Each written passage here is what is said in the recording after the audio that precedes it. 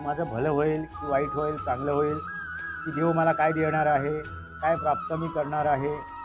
कुठल्याही इच्छा, आकांक्षा न बाळगता षडविकाराला दूर ठेवून मित्रांनो लक्षात घ्या, हे नामस्मरण करणं गरजेचं आहे.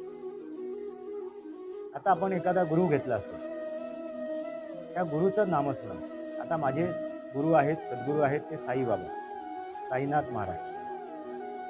ओम साई ओम साई ओम साई ओम साई. हा मंत्र मला खुद्द साईबाबांनी दिलेला आहे. त्याच्यावरती मी व्हिडिओ बनवेन. हा मंत्र मला खुद्द साईबाबांनी दिलेला आहे. त्याचा मी उल्लेख केला आहे अनेक प्रसंगातून. पण एक अगदी स्पेशल व्हिडिओ बनवेन या विषयावर. ओम